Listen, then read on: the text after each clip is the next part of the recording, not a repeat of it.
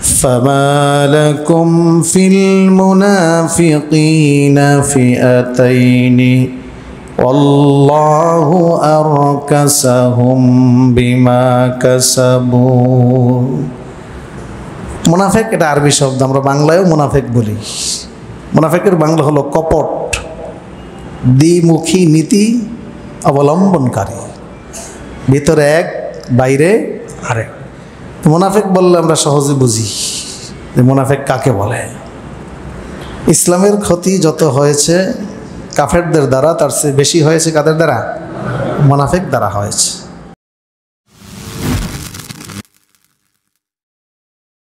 রাসূলুল্লাহ সাল্লাল্লাহু আলাইহি ওয়াসাল্লাম আলামাতুল মুনাফিকি সালাসা ইযা হাদ্দাসা কাযাবা ওয়া ইযা ওয়া'আদা আখলাফা ওয়া ইযা আতমিনা খানা ওয়া ফি রিওয়ায়াতিন ওয়া ইযা খাসামা ফাজারা আও কামা ক্বালা আলাইহিস সালাতু ওয়াস সালাম।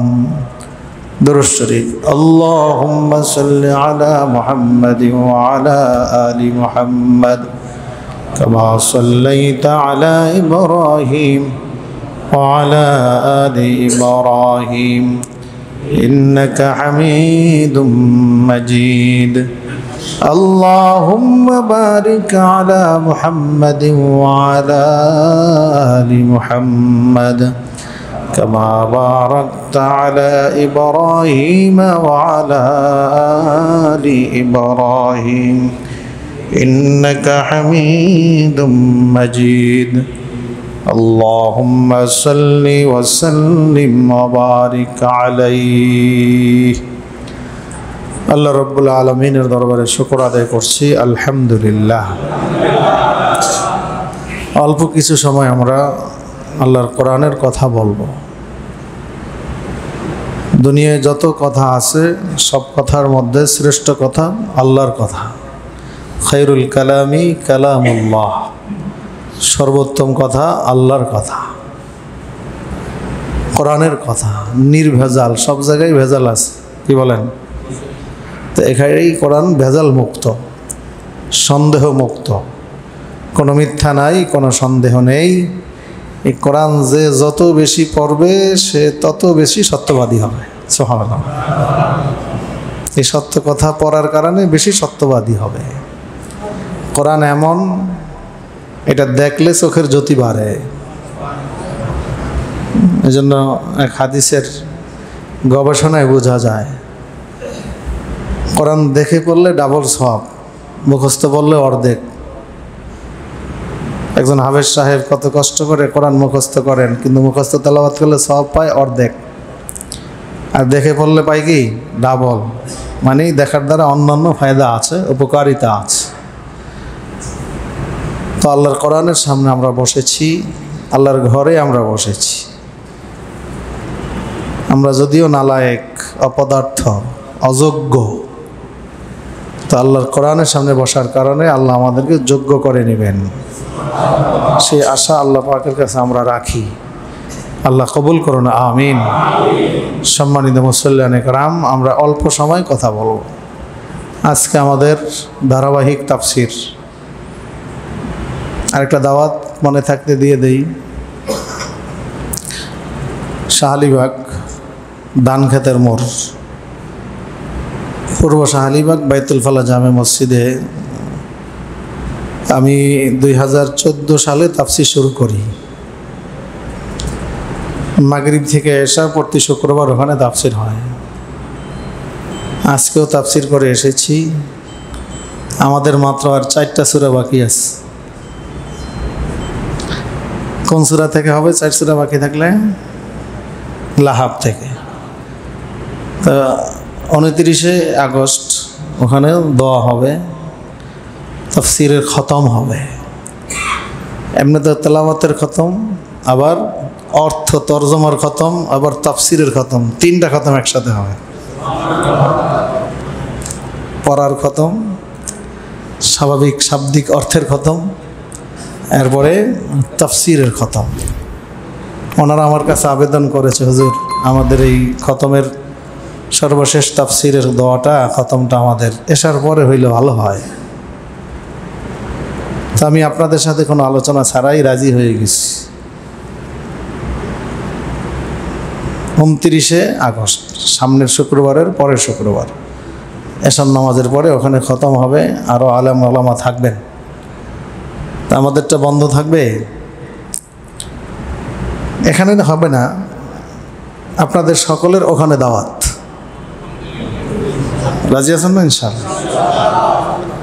এই শাহালিবাগ ধান খেতের মোড় বললেই হবে, বাইতুল ফালা জামে মসজিদ, অর্থাৎ সাবেক কমিশনার ইকবাল হোসেন তিতু ওনার বাড়ির পাশে যে মসজিদটা, ওই মসজিদে আগামী শুক্রবারের পরের শুক্রবার অন্যান্য ওলামায়ে কেরাম থাকবেন এবং আপনাদের জন্য তারা আপ্যায়নের ব্যবস্থা করবেন।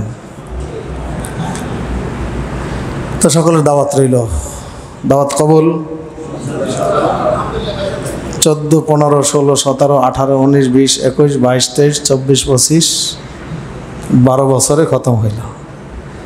সময় তো আবার কম, মাগরিব টু এশা। তারা আবার পদক্ষেপ নিয়েছে যে আমরা এটা বন্ধ করব না, আমরা এই ধারাবাহিকতা রক্ষা করব। তাফসির যেহেতু একবার হয়ে গেছে, এবার আমরা সামনে বুখারী শরীফের দর্স আমরা শুনব। আমার কাছে তার আবেদন করেছে, আমি বলেছি ইনশাআল্লাহ যদি সুস্থ রাখেন তাহলে আপনাদেরকে আমি বুখারী শরীফ এইভাবে সরাসরি বুখারী থেকে আপনাদেরকে পরে শোনাবো। আমাদের এখানেও যদি এরকম এক সময় খতম হয়ে যায়, কি বলেন? আর আপনারা চাইলে পাশাপাশি 2 দিন করেন, একদিন তাফসির হইল, একদিন হাদিস হইল, হইতে পারে, সেটা আপনাদের আগ্রহের উপরে। আজকে আমরা সূরা নিসা 5ম পাড়ায়, সূরা নিসা তো 4র্থ পাড়া থেকেই শুরু হয়েছে, শেষ হয়েছে 6ষ্ঠ পাড়ায় গিয়ে, 1.5 পাড়া সূরা নিসা। আমরা সূরা নিসার মধ্যে আছি। সূরা নিসার 88 নম্বর আয়াত থেকে আজকে আমরা পড়ব। 88, 89, 90, 91 এই 4টে আয়াতের মধ্যেই মুনাফিকদের আলোচনা হয়েছে। 4 শ্রেণীর মুনাফিক নিয়ে এখানে কথা বলা হয়েছে। মুনাফিকদের মধ্যে কি আছে? শ্রেণী আছে। কেউ আছে খাঁটি মুনাফিক, কেউ আছে সুবিধাবাদী মুনাফিক, কেউ আছে আবার মুসলমানদের সাথে চুক্তিবদ্ধ, কোনো আক্রমণ করবে না এইভাবে চুক্তিবদ্ধ। কেউ আছে আবার সরাসরি মুসলমানদের সাথে চুক্তিবদ্ধ না হলেও মুসলমানদের সাথে যে সকল গোত্রের সাথে শান্তি চুক্তি আছে তাদের সাথে আবার তাদের চুক্তি আছে। তো আমরা সংক্ষিপ্ত আকারে সব বিষয়গুলোই আলোচনা করার চেষ্টা করব। আল্লাহ রাব্বুল আলামিন বলেন, فَمَا لَكُمْ فِي الْمُنَافِقِينَ فِئَتَيْنِ وَاللَّهُ أَرْكَسَهُمْ بِمَا كَسَبُوا। মুনাফিক এটা আরবি শব্দ, আমরা বাংলায়ও মুনাফিক বলি। মুনাফিকের বাংলা হলো কপট, দ্বিমুখী নীতি অবলম্বনকারী, ভিতরে এক বাইরে আরেক। মুনাফিক বললে আমরা সহজে বুঝি যে মুনাফিক কাকে বলে। ইসলামের ক্ষতি যত হয়েছে কাফেরদের দ্বারা, তার চেয়ে বেশি হয়েছে কাদের দ্বারা? মুনাফিক দ্বারা হয়েছে। এই মুনাফিক আব্দুল্লাহ ইবনে উবাই রাইসুল মুনাফিকিন বলা হয়, মুনাফিকদের লিডার। সামনের কাতারে নামাজ পড়তো আর তলে তলে শিকট কাটত, মুসলমানদের বিরোধিতা করত। সে যখন মারা গেল, তার ছেলে ছিল খাঁটি মুসলমান। রসুল পাক সাল্লাল্লাহু আলাইহি ওয়াসাল্লামের কাছে এসে বলল, ইয়া রাসূলুল্লাহ, আমার আব্বা যে কেমন ছিলেন আপনি ভালো করে জানেন। সন্তান হিসাবে বাবার প্রতি আমার দয়া মায়া থাকাটাই স্বাভাবিক। অতএব ইয়া রাসূলুল্লাহ, আমার বিশ্বাস আপনার জামাটা দিলে, আপনার জামা মোবারক দিলে আমার বাবাকে যদি কাফন পরাই, হয়তো ফেরেশতারা একটু হলেও খাতির করবে, একটু হলেও আমার বাবার প্রতি দয়া প্রদর্শন করবে। দয়ার সাগর রহমাতাল লিল আলামিন জামা দিয়ে দিলেন। ইমান যদি না থাকে নবীর জামায় কি কাজ হবে? আমি একটা ঘটনা শুনছি, আমাদের কাজীবাড়ি মসজিদের সাবেক মুয়াজ্জিন সাহেব মারা গেছে, ওনার মুখে। তো এক বাজারে দুধে পানি মিশাইয়া বিক্রি করতে নিয়ে গেছে একজন সুন্নতি লেবাসদারি মানুষ, লম্বা জামা গায়ে দিয়া। এখন যখন জনগণের সামনে ধরা পড়ছে, জনগণ তো গণধোলাই দেওয়া শুরু করছে। একজন বলতেছে, থামো, মাইরো না তাকে, এই নবীর সুন্নতি জামাটার উপরে মারা ঠিক হবে না, আমি আগে জামাটা খুলে নেই, তারপরে তাকে মারব। তো নবীর সুন্নতের জামা জনগণ যদি খুলতে জানে এরপরে মারে, ফেরেশতারা বুঝি খুলতে জানে না? নবীর জামা তো তারাও সম্মান করবে, ফেরেশতারাও করবে, এটা আমাদের বিশ্বাস। দুনিয়ার মানুষ যেরকম খুলে শুরু করেছে, ফেরেশতারাও খুলে শুরু করবে। জামা দিয়া দিচ্ছে, ইয়া রাসূলুল্লাহ, আমার আব্বার জানাজার নামাজটা আপনি একটু পড়াইবেন। দয়ার সাগর নবী রওনা করছেন। ওমর ফারুক রাদিয়াল্লাহু তাআলা আনহু পিছ দিয়ে নবীর জামা টান দিয়ে ধরছে, ইয়া রাসূলুল্লাহ, এই মুনাফিকের জানাজা আপনি পড়াইতে যাইবেন, এটা আমি বরদাস্ত করতে পারি না। রাহমাতুল লিল আলামিন চিন্তা করলেন, যতক্ষণ পর্যন্ত আল্লাহ নিষেধ না করবেন ততক্ষণ পর্যন্ত আমি তার জানাজায় যাব। ওই দিক থেকে ওহী নাজিল হয়ে গেছে, ওয়ালা ফালা তুসাল্লি আলা আহাদিম মিনহুম মাতা আবাদাও ওয়ালা তাকুম আলা কবরিহি ইন্নাহুম কাফারু বিল্লাহি ওয়া রাসূলিহি ওয়া মাতু ওয়া হুম ফাসিকুন। ওয়ালা তুসাল্লি আলা আহাদিম মিনহুম মাতা আবাদাও ওয়ালা তাকুম আলা কবরি। সূরা তাওবার 84 নম্বর আয়াত। হে নবী, এই ধরনের মানুষ মুনাফিক যারা মারা যায়, লা তুসাল্লি, খবরদার আপনি তাদের জানাজায় কখনো যাবেন না। কে নিষেধ করলেন? আল্লাহ তাআলা নিষেধ করলেন। ওয়ালা তাকুম আলা কবরি, তাদের কবরের পাশে কখনো জিয়ারতের জন্য আপনি দাঁড়াবেন না। ইন্নাহুম কাফারু বিল্লাহি ওয়া রাসূলিহি, নিশ্চয়ই তারা আল্লাহ এবং তার রাসূলের সাথে কুফরি করেছে। ওমাতু ওয়া হুম ফাসিকুন, তারা অপরাধী অবস্থায় মারা গেছে, নাফরমান কাফের অবস্থায়। খবরদার তাদের জানাজার নামাজও পড়বেন না, তাদের কবর জিয়ারতও করবেন না। অর্ডার হয়ে গেছে আসমান থেকে ওমর রাদিয়াল্লাহু তাআলা আনহুর মনের চাহিদা অনুযায়ী। সুবহানাল্লাহ। এজন্য আল্লাহ রাসূল বলেছেন, লাউ কানা নবিয়ান বাদি লাকানা ওমর, আমার পরে যদি কোনো নবী হইতো তাহলে হযরতে ওমর নবী হইতো। সুবহানাল্লাহ। সেই মুনাফিক নবীর যুগে ছিল, এখন আর নাই। কত যে আছে, আল্লাহু আকবার। যাক, আল্লাহ আমাদেরকে হেদায়েত দান করেন, মুনাফিকদের হেদায়েত আমরা কামনা করি। ফামা লাকুম ফিল মুনাফিকিনা ফিআতাইন, ও মুসলমানেরা, তোমাদের কি হইল যে তোমরা মুনাফিকদের ব্যাপারে দুইটা দলে বিভক্ত হয়ে গেলে? শানে নজুল প্রেক্ষাপট, মক্কা থেকে কিছু কাফের মদিনায় এসেছে, বাহ্যিকভাবে তারা ইসলাম গ্রহণ করেছে, ভিতরে ভিতরে তারা ইসলাম গ্রহণ করে নাই। মদিনায় এসে বিভিন্ন খোঁজ খবর নেওয়ার জন্য তারা এসেছে, মুসলমানদের থেকে বিভিন্ন সুবিধা ভোগ করার জন্য তারা এসেছে। মুসলমানরা মনে করেছে তারা সত্যিকারে মুসলমান,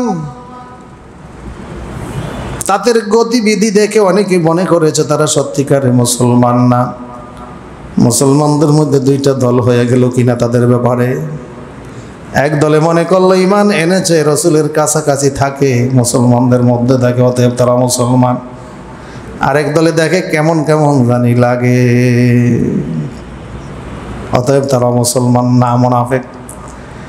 আল্লাহ রাব্বুল আলামিন বলেন, ফামা লাকুম ফিল মুনাফিকিন, ওই সকল মুনাফিক যারা মক্কা থেকে এসেছে তাদের ব্যাপারে তোমরা দুইটা দলে বিভক্ত হয়ে গেছো। কিছুদিন থাকার পরে ব্যবসা বাণিজ্যের কি বলে এটাকে অজুহাত দিয়ে নবীর থেকে ছুটি নিয়ে মক্কায় চলে গেছে। এখন আর মক্কা থেকে আসে না। আল্লাহ রাব্বুল আলামিন আয়াত নাজিল করে জানিয়ে দিলেন, কি হইল তোমাদের এই মুনাফিকদের ব্যাপারে? ফিয়াতাইন, দুইটা দলে তোমরা বিভক্ত হয়ে গিয়েছো। আল্লাহু আরকাসাহুম বিমা কাসাবু, অথচ আল্লাহ রাব্বুল আলামিন তাদের কুফরি অবাধ্যতা গ্রহণ করার কারণে তাদেরকে উল্টিয়ে দিয়েছেন। উল্টিয়ে দিয়েছেন বুঝুন তো, অর্থাৎ তারা আবার কাফের হয়ে গেছে। বাহ্যিকভাবে ঈমান ছিল, কিন্তু ভিতরে তারা কি কুফরি করেছে। আতুরিদুনা আন তাহদু মান আদাল্লাল্লাহ, তোমরা কি চাও যাদেরকে আল্লাহ তাদের গোরামির তেরামির কারণে, নিজেদের অন্যায়ের কারণে ভ্রষ্ট করে দিয়েছেন, ভ্রান্ত করে দিয়েছেন, তাদের কি তোমরা হেদায়েত দিতে পারবে?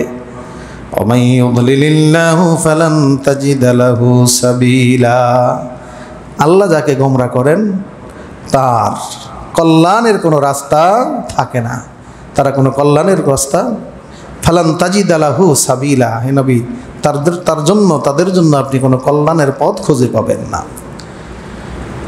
তারা মদিনায় মক্কায় গিয়ে আর ফিরে আসে নাই, অথচ তখন বিধান ছিল হিজরতের বিধান। কোনো ইমানদার সামর্থ্য থাকা সত্ত্বে মক্কায় থাকতে পারবে না, তাকে হিজরত করতে হবে। অতএব এবার প্রমাণ হয়ে গেল তারা কি মুসলমান না। আল্লাহ রাব্বুল আলামিন আরো জানিয়ে দিলেন, ওয়াদ্দু লাউ তাকফুরুনা কামা কাফারু ফাতাকুনুনা সাওয়াআন ফালা তাত্তাখিযু মিনহুম আউলিয়া হাত্তা ইউহাজিরু ফি সাবিলিল্লাহ। ওই মুনাফিকরা কামনা করে লাউ তাকফুরুনা কামা কাফারু, তারা যেভাবে কুফরি করেছে তোমরাও যাতে সেভাবে কুফরি করো। তারা তো ইমানদার হওয়ার জন্য মদিনায় আসে নাই, বরং তোমাদেরকেও কাফের বানানোর জন্য এসেছে। নাউজুবিল্লাহ। কাফের তো এখনো দুই ধরনের, এক ধরনের নিজেরা কাফের, আরেক ধরনের নিজেরাও কাফের আর মুসলমানদেরকে বিভিন্ন লোভ লালসা দেখাইয়া তাদের ধর্মে নিতে চায়। এই মিশন আছে কি না? এই মিশন আছে কি না? আছে, সারা পৃথিবীব্যাপী কাজ করে যাচ্ছে। মুস্তাশরিকিন, আরবিতে বলা হয় মুস্তাশরিকিন, বাংলায় জানি এটার নাম কি? মিশনারি। কি মিশনারি? এনজিও সংস্থার অধিকাংশই এই মিশনারি। বাহ্যিকভাবে তারা মানুষকে দরদ দেখায়, ভিতরে ভিতরে তারা মানুষের ইমানের ডাকাতি করে, ইমানের লুট করে। তো ওয়াদ্দু লাউ তাকফুরুনা কামা কাফারু, তারা যেভাবে কাফের হয়ে গেছে তোমাদেরকেও কাফের বানাইতে চায়। ফাতাকুনুনা সাওয়ান, যাতে তোমরা আর তারা সমান সমান হয়ে যাও। ফালা তাত্তাখিযু মিনহুম আউলিয়া, খবরদার খবরদার তাদের কাউকে তোমরা বন্ধু বানাইও না।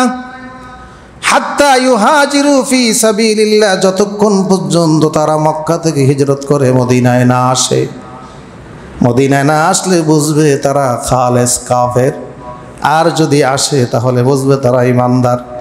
যতক্ষণ পর্যন্ত মক্কা থেকে হিজরত করে মদিনায় না আসে, আল্লাহর রাস্তায় হিজরত না করে, ততক্ষণ পর্যন্ত তাদেরকে তোমরা বন্ধু বানাবে না। ফাইন তাওয়াল্লাউ, যদি তারা ঈমান গ্রহণ না করে, হিজরত না করে এবং যে অবস্থায় আছে সেই অবস্থার উপরেই থাকে, ফাখুযুহুম, তাদেরকে গ্রেফতার করো, ওয়াকতুলুহুম, তাদেরকে হত্যা করো, হাইসু ওয়াজাদতুমুহুম, যেখানেই পাওয়া যায় সেখানেই তাদেরকে হত্যা করো। ওয়ালা তাত্তাখিযু মিনহুম ওয়ালিয়ান ওয়ালা নাসীরা, তাদের কাউকে তোমরা বন্ধু বানাইবা না, সহযোগীও বানাইবা না।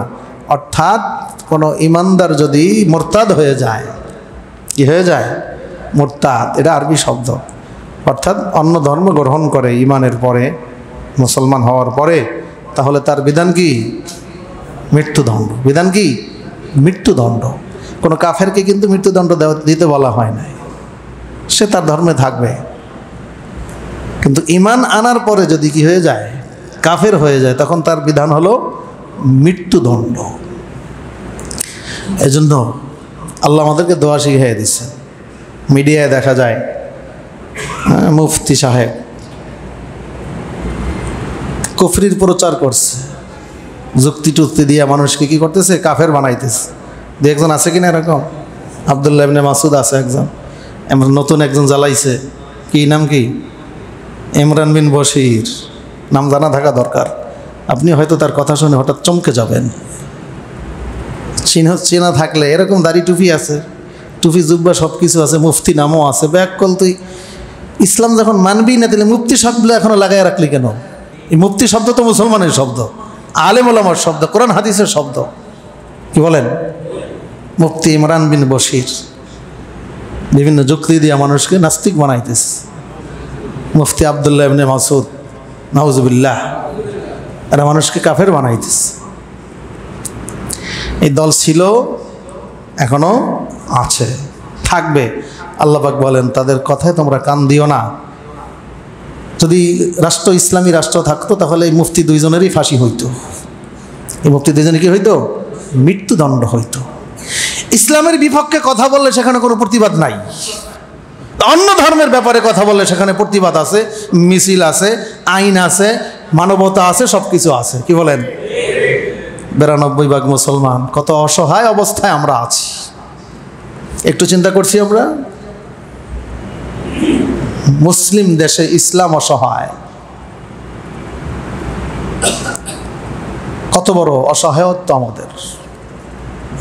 আল্লাহর থেকে আমাদেরকে মুক্তি দান করেন। আমাদের অনেক কাজ আছে, আছে কি না? ঠিক মতো ভোট দিয়েন। চাই ইসলাম, ভোট দেয় অন ইসলামের মধ্যে। ইসলাম কোনোদিন আসবে? আসবে? কোন দল কেটা করেন আমার জানার বিষয় না। আপনি যখন মনে করেন আপনাকে আল্লাহ বিবেক দিয়েছে, বিবেকের বিচার হবে। বিবেকের কি হবে? পাগলের বিচার হবে না। যার আকল আছে, যার জ্ঞান আছে, যার বুদ্ধি আছে, তার বিচার হবে। ইসলামকে ভালোবাসেন, মসজিদকে ভালোবাসেন, মাদ্রাসাকে, ইমানকে, সব কিছুকে ভালোবাসেন, কিন্তু বোর্ডের কেন্দ্রে গেলে তখন আর মাথা ঠিক থাকে না। এই ধরনের মানুষের সংখ্যা অনেক কম। অনেকে এই ভোট আর ইসলামকে আলাদা করে দেখে, ওইটা আলাদা জিনিস, এটা আলাদা জিনিস। যেহেতু সামনে নির্বাচন আসতেছে, কথা তো আমাদের বলতেই হবে, অতএব হিসাব কিতাব করে চলবেন। আমি আগের তাফসিরও বলেছিলাম, গত তাফসিরে তো ছিলাম না, সিলেট সফরে ছিলাম, একেবারে কোরআন আয়াতের মধ্যেই আছে, মাইয়াশফা শাফাআতান হাসানাতান ইয়াকুল লাহু নাসীবুম মিনহা। এই যে আমাদের আজকের আয়াতের 2-1 আয়াত আগে, আমাইয়াশফা শাফাআতান সাইয়্যাতান ইয়াকুল লাহু কিফলুম মিনহা ওয়া কানাল্লাহু আলা কুল্লি শাইইন মুকীতা। যে ব্যক্তি ভালো কোনো সুপারিশ করবে সেটার অংশ পাবে, সে মন্দ সুপারিশ করবে সেও এটার অংশ পাবে। একজন এমপি সাহেবকে আপনি সুপারিশ করলেন সংসদে যাওয়ার জন্য, এই ভোট দিয়ে তো তাকে সুপারিশ করলেন নাকি? তার পক্ষে সুপারিশ করলেন না? সে যাওয়ার পরে যদি তার দ্বারা রাষ্ট্রের খেদমত হয়, জনগণের উপকার হয়, কোনো দুর্নীতি না হয়, সে সওয়াবের অধিকারী হবে, আপনিও সেই সওয়াবে অংশ পাবেন। একজন ন্যায়পরায়ণ ইমানদার, একজন ন্যায়পরায়ণ রাজা, বাদশাহ, এমপি, মেয়র, কমিশনার যাই বলেন, সে কিয়ামতের ময়দানে আরশের নিচে ছায়া পাবে।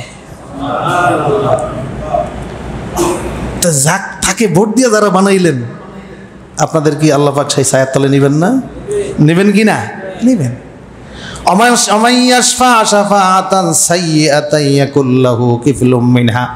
আর যদি কোনো দুর্নীতিবাজকে সুপারিশ করেন এই ভোটের মাধ্যমে, তাহলে যত দুর্নীতি করবে, যত টাকা পাচার করবে, যত বিধবা ভাতা মারিয়া খাইবে, যত রিলিফ চুরি করবে, যত রাস্তার টাকা মারবে, যত কিছু করবে, আপনার আমল নামায়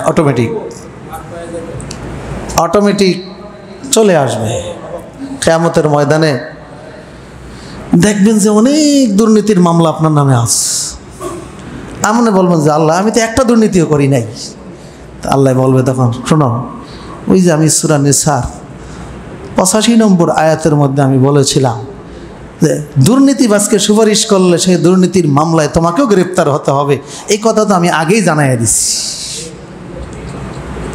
এই কথা তোমরা আলেম ওলামার কাছে শুনছো, মানো নাই, আজকে কি নাই, রেহাই নাই। আসামি ধরা পড়লে এই আসামির সাথে কার কার কি আছে,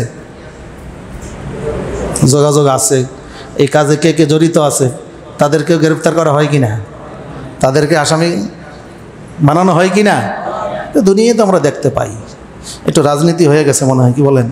থাক, এটা দরকার নাই, রাজনীতি হয়ে গেছে। হায় হায়, রাজনীতি মানে কি? সবচেয়ে ভালো নীতি যেটা, এটার নাম কি? রাজনীতি। তো সবচেয়ে ভালো নীতির কথা হুজুর বলতে পারবে না, ইমাম সাহেব বলতে পারবে না, তাফসিরে এটা বলা যাবে না, তো বলবে কোনটা?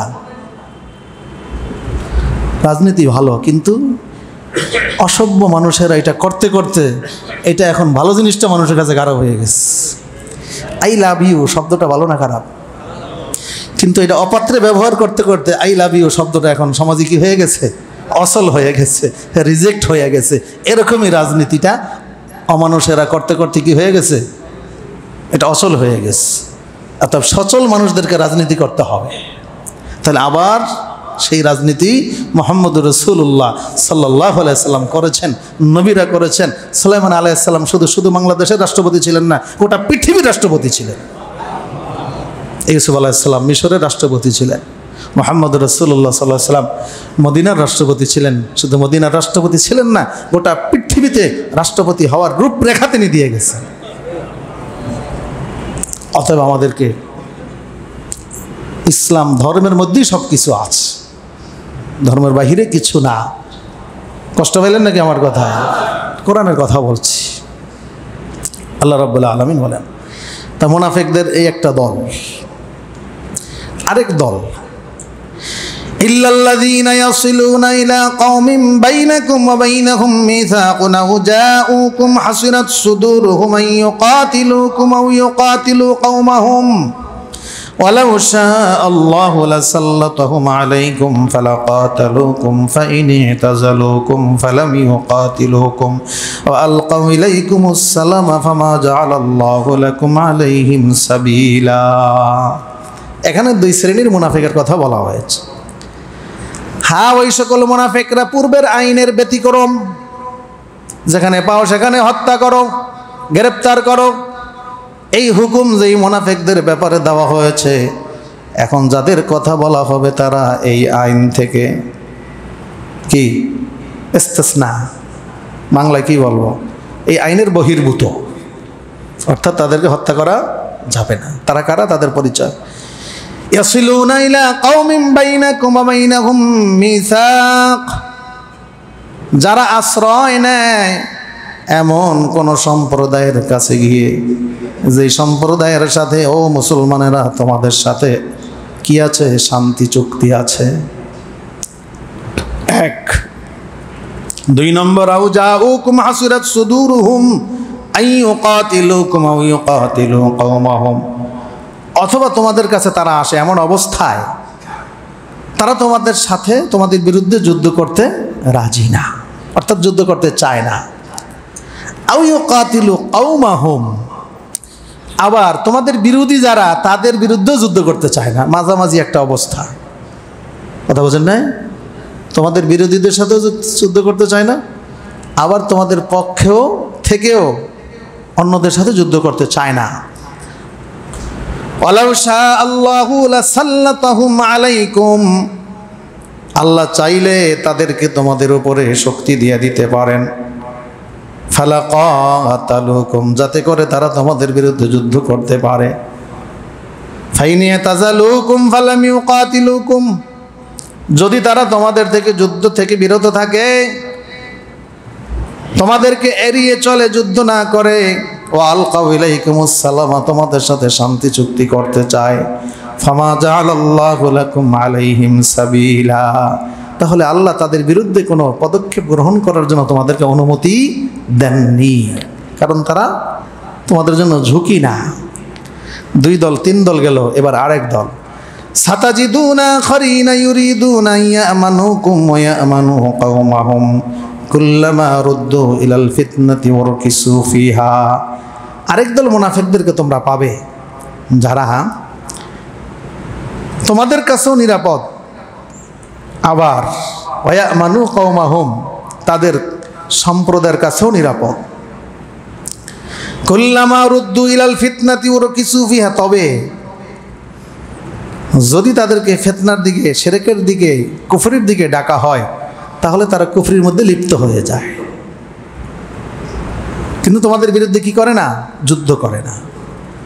ফাইল্লাম ইয়াতাজিলুকুম ওয়ালাম ইউলকু ইলাইকুমুস সালামা, ফাইল্লাম ইয়াতাজিলুকুম ওয়া ইউলকু ইলাইকুমুস সালামা ওয়া ইয়াকুফু আইদিয়াহুম ফাখুযুহুম ওয়াকতুলুহুম হাইযু সাকিফতুমুহুম ওয়া উলাইকুম জাআলনা লাকুম আলাইহিম সুলতানাম মুবিনা।